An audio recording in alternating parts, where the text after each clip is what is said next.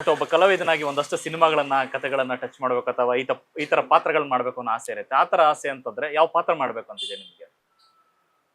ಅಲ್ಲ, ಇಷ್ಟು ವರ್ಷ ಇಂಡಸ್ಟ್ರಿಲಿ ನಾನು ಜರ್ನಿ ಹೋದ್ಮೇಲೆ ಅನ್ಸಿದ್ದು ಇಷ್ಟೇ.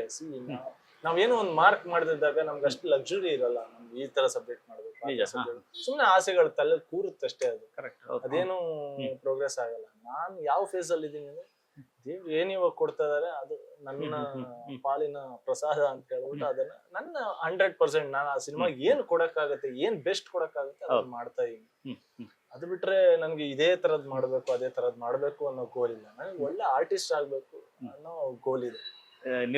ನಿರ್ದೇಶನಕ್ಕೆ ನಾವು ಯಾವ ತರ ಟ್ರೈ ಮಾಡ್ಬೇಕಲ್ಲ ತರ ಇದೆಯಾ? ನಿರ್ದೇಶನ not my cup of tea ಅಂತ ಹೇಳ್ಬೋದು. ನನ್ಗೆ ಇವತ್ತವರೆಗೂ ಮಾಡ್ಬೇಕು, ನನಗೆ ಒಳಗ್ ಅನ್ಸಿದಾಗ ಮಾತ್ರ ನಾನು ಏನೋ ಒಂದು ಕೆಲಸ ಮಾಡೋದು. ಇವತ್ತವರೆಗೂ ಒಳಗ್ ಅನ್ಸಿಲ್ಲ ನನ್ಗೆ ಮಾಡ್ಬೇಕು ಅಥವಾ ನನ್ಗೆ ಆ ಟ್ಯಾಲೆಂಟ್ ಇದೆ ಅಥವಾ ನನ್ಗೆ ಆ ಹಿಡ್ತಾ ಇದೆ ಅಂತ ನನ್ಗೆ ಅನ್ಸಿಲ್ಲ. ಹಿಂಗೆ such a big director son, okay, ನಾನು ತುಂಬಾ ಆಡಿಯನ್ಸ್ ಅನ್ನ ಇದಾಗಿ ತಗೊಳ್ಳೋದಕ್ಕೂ ಆಗಲ್ಲ.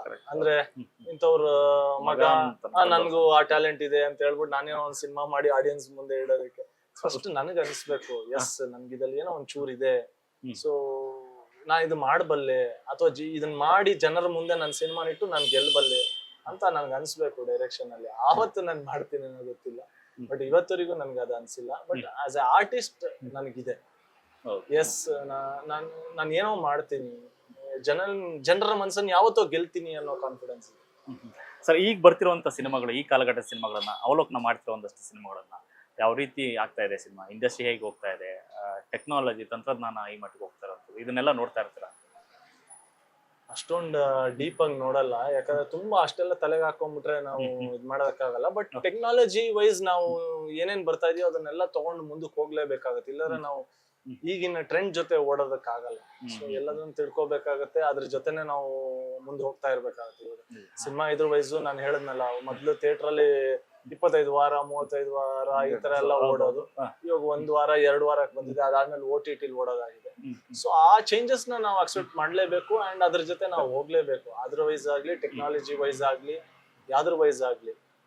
ಬಟ್ ತುಂಬಾನು ಅದ್ರ ಬಗ್ಗೆ ಚಿಂತೆ ಯೋಚನೆ ಮಾಡೋಷ್ಟು ಇದಲ್ಲ, ಯಾಕಂದ್ರೆ ನಾವ್ ಇನ್ನು ಈಗ ಕಾಲಿಡುತ್ತಿರೋಂತ ಹುಡುಗರು ತುಂಬಾ ದೊಡ್ಡವ್ರು ಇದಾರೆ. ಅದು ದೊಡ್ಡ ರೀತಿಲಿ ಆಲೋಚನೆ ಬಂದಾಗ ಇಂಪ್ಲಿಮೆಂಟ್ ಆಗುವಂಥದ್ದು. ನಮ್ ಒಂದಿದಿಂದ ಇಂಪ್ಲಿಮೆಂಟ್ ಯಾವ್ದು ಆಗಲ್ಲ. ಸ್ವಲ್ಪ ಸಿಂಪಲ್ ಆಗಿ ಹೋಗ್ತಾ ಇದೀನಿ ಸದ್ಯಕ್ಕೆ. Sir, thank you so much. ನಿಮ್ ಮಾತು ಕೇಳಿದಾಗ ಅನ್ನಿಸ್ತದೆ, ಅಂದ್ರೆ ಜೀವನದ ಬಗ್ಗೆ, ಸಿನಿಮಾದ ಬಗ್ಗೆ, ಎಲ್ಲದ ಬಗ್ಗೆ ತಂದೆ ತರನು ಒಂದ್ ಒಳ್ಳೆ ಕ್ಲಾರಿಟಿ ಇದೆ. ಒಳ್ಳೇದಾಗ್ಲಿ ಆದಷ್ಟು. ಯಾಕಂದ್ರೆ ನೆಕ್ಸ್ಟ್ ಬರ್ತಿರೋಂತ ಸಿನಿಮಾಗಳು ತುಂಬಾ ದೊಡ್ಡ ಹೋಪ್ಸ್, ಅಂದ್ರೆ ನಿರೀಕ್ಷೆ ಹುಟ್ಟಿಸ್ತಾ ಇದೆ. ಸೊ ದೊಡ್ಡ ಸಕ್ಸಸ್ ಆಗ್ಲಿ ಸರ್. ಸೂರ್ಯ ಲವ್ ಸಂಧ್ಯಾ ಆಗ್ಲಿ, ನೆಕ್ಸ್ಟ್ ಬರೆಯುವಂತ ಒಂದಷ್ಟು ಕಂಟೆಂಟ್ ಹೇಳಿದ್ರೆ ಈಗಲೇ ಒಂದಷ್ಟು, ಸೊ ಅದ್ಭುತವಾಗಿದೆ. ಎಲ್ಲವೂ ಕೂಡ ಸಕ್ಸಸ್ ಆಗ್ಲಿ ಸರ್, ಒಳ್ಳೇದಾಗ್ಲಿ. Thank you so much. Thank you. Yes, ಇದಿಷ್ಟು ಅಭಿಮನ್ಯು ಕಾಶಿನಾಥ್ ಅವರ ಮಾತು. ಕ್ಯಾಮ್ರಾ ಪರ್ಸನ್ ಶ್ಯಾಮ್ ಜೊತೆ ಲೋಕೇಶ್ ನ್ಯೂಸ್ ಫಸ್ಟ್, ಬೆಂಗಳೂರು.